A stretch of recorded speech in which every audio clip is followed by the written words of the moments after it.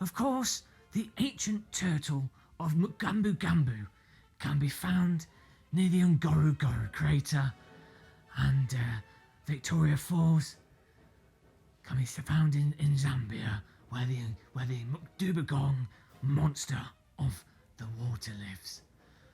Moving over to Russia, we see the migratory path of the turtle dove McFlinglebird, flying all the way from the United Kingdom across the giant Russian plains to Japan, where it lands in Tokyo to be consumed by hungry Tokyo people. Hi guys, welcome back to Game Muscle Videos. In this video, I thought it'd be interesting to take a look at some of the Steam VR backgrounds and talk about which backgrounds work the best, why they work the best, and which ones actually just look nice. Now, the one I found myself using the most is this sort of floating above the clouds, above the Andes sky background. And the reason why this, for me, works so good is that there's nothing close to you. So it doesn't feel mismatched, and you just feel like you're in a nice, big, wide open space. Also, the contrast is really nice in that it's a very sort of, it's not particularly high in contrast, so you don't get much ghosting or lens flares, and it's just really comfortable. Also, it's pretty cool just being floating above in the air at sort of cruising altitude. One thing I have found is that if you load up one's 3D backgrounds, panoramic images, where you're closest at things, for example, this is like a sort of posh apartment. When you've got stuff close to you, it immediately looks 2D. The scale seems completely off, and then the tracking just isn't comfortable because you don't have the parallax, and things just, obviously the room is static. You're not moving in the room, so it really doesn't work. It's really not comfortable. I find it actually gives me immediate motion sickness. And interestingly, this I found occurs even on the Oculus Rift. When you watch sort of panoramic images or the panoramic videos they've got, when stuff is close to you in the foreground, the effect completely breaks down unless you stand completely still. But even then, it just doesn't work well. So with that in mind, we're going to get this off the screen because it's horrible. When you've got a reference in front of you like the Steam interface, it's not too bad. But when it's just that image, and again like this, it's nice having the beach here, it's nice looking at the environment, but it just feels totally off. It's too close. You need to make sure everything's in the distance. So the best ones that I've had so far, the most comfortable, as I say, that the sky one, this one's quite good. You've got the sort of hills in the background. It's like we're on some kind of Salt Lake desert in the evening. Again, nice job. They've done a nice job with the contrast. The colours look fantastic actually in the Vive, but you don't get the ghosting again because it's a very sort of flat, no high contrast areas. A bit strange that we're floating really high above the ground, but it does a good job of masking the issue of the parallax and movement not actually working on the 3D scene. Some of the game ones, the absolute worst Steam background is this Counter-Strike Go Italy map one. I watched this. This is death. This is instant death. This one. And I don't download this unless you've got a stomach made of lead. Here we go.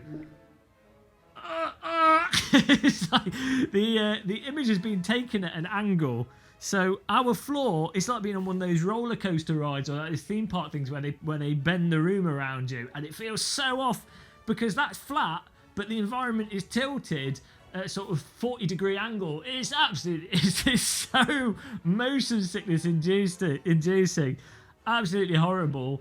The actual image quality is really nice though. Lets you really appreciate this part of the map. If it wasn't for the fact that I feel like I'm in a tilted room, if I put my head like this, it's not so bad. That kind of makes sense, as if I've been shot and I'm in the process of falling over. Let's get that off because that is horrible. Of course, got the Star Trek hologram. Now my brain's got to adjust in the other direction. Now it's been tilted, it totally throws my inner ear. The holodeck environment's not too bad. I feel like a midget though because the holodeck room is ginormous, the entry, and again it's a bit too close, and they need to redo the scale of that to make it feel as if it fits. Maybe if they made it a bit bigger, that would work a lot better. But this room suffers from what I'm saying with the contrast because it's so dark. the room, the door, entry door is really bright, and then you get the contrast in not only from the sort of skybox, the 3D image, but you also get contrast from the menu. So not a good one in that regard. Got the Mirror's Edge environment. Not too bad, a little bit bright. Nice to see. Again, it's quite nice sometimes just to see the different game environments. Stuff's a little bit further away, so it's not too bad. But some of the things are a bit close here. So that, again, gives you that parallax issue.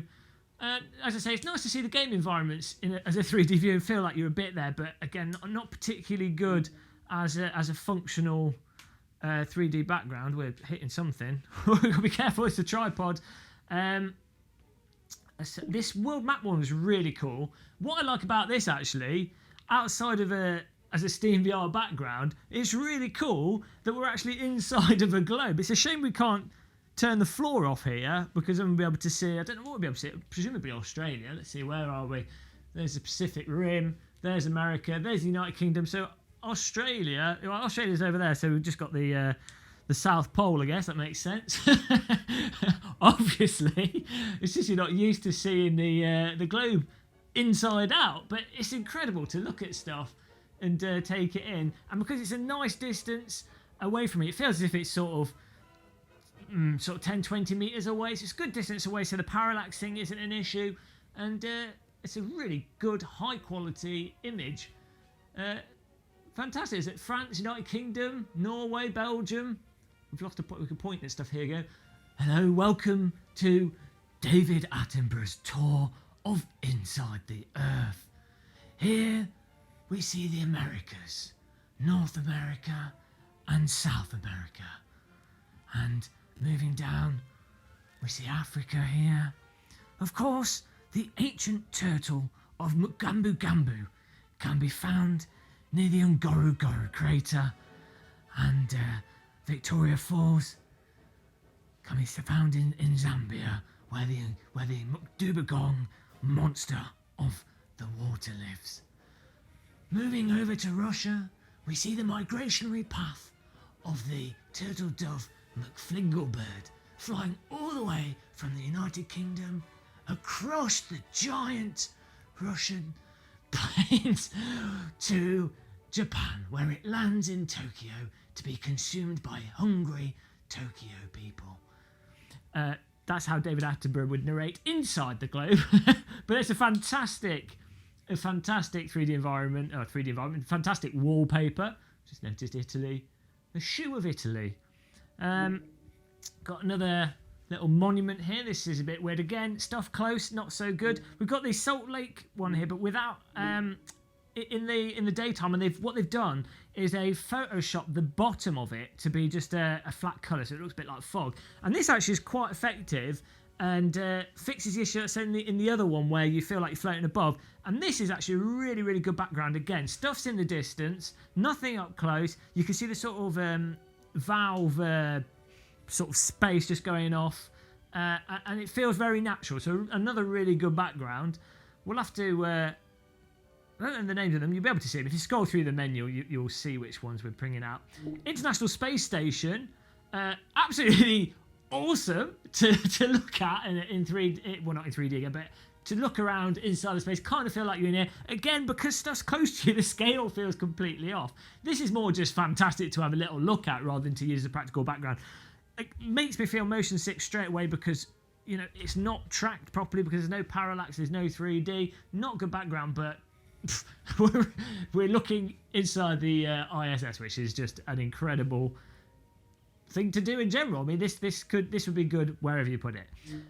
There's a couple of the ISS backgrounds that you can look at. Worth loading in if you're not particularly sensitive to motion sickness. Worth loading in. Not good as not good to use as a functional background, but good as a thing to just look at. Here we go. We've got Team Fortress map. This one's actually really good. And again, this is another thing I've noticed is sometimes having plain, more sort of 2D, more sort of it's not shell shaded in Team Fortress, but it's more that sort of cartoony look. As backgrounds, it's actually really good because it's more muted, doesn't take away your attention from the interface, and again, the contrast is good on that. That it reduces ghosting from the menu. And I've noticed that with a couple of the more sort of colourful 2D backgrounds, they're just nicely done. They feel nice, feel quite natural. Worth checking them out. We've got another sky map here, but this is weird. It looks like they've used TerraGen, that procedural terrain generator, but this, again, the scales of things feel a bit too close, so it doesn't have that effect. These clouds, it's as if the image is mapped too close. So although it would on the face of it appear to be very similar to that sky one we were looking at earlier, this doesn't work well, and to me immediately makes me feel a little bit motion sick. So avoid that one. Let's have a look at this little photograph. Oh, okay, we've got another wonky angle one. We're bent at an angle and they've not mapped the edge of the image over, so that doesn't make any sense. One to avoid. Oh god, motion sickness incoming here. We need to avoid that. This isn't too bad actually, and surprisingly for a photo where you've got stuff up close to you, with the tree going over the top of you, it doesn't make much sense. Again, I sort of get that little bit of motion sickness. Let's put one back that we like, that's nice and comfortable. We'll go back for this sky. I think so far the best one has to be this sky, and this is what I always come back to. Functionally works fantastic, looks really nice. I feel on top of the world, literally floating in the sky. So I hope you saw some you like there, but I hope that explains which backgrounds work better and why. Well, we'll see you in the next video that we do. Thanks for watching this. If you see some really cool ones, or you know some really cool backgrounds that sort of fit into that thing, as I said, where their stuff's far away, the contrast isn't too great, and nothing's really close to you to sort of ruin that effect 3D, and everything's laid out flat. If you know of any other backgrounds like that, let me know in the comments, not just for me, but so other people can see it, and we'll check those out. But thanks for watching this video. I hope the camera over there, I thought it was over there. Thanks for watching this video. I hope you enjoyed it. Don't forget to click the subscribe button and like the channel, like the video, not the channel. Subscribe to the channel, like the video, and I'll see you in the next one we do very soon. Goodbye.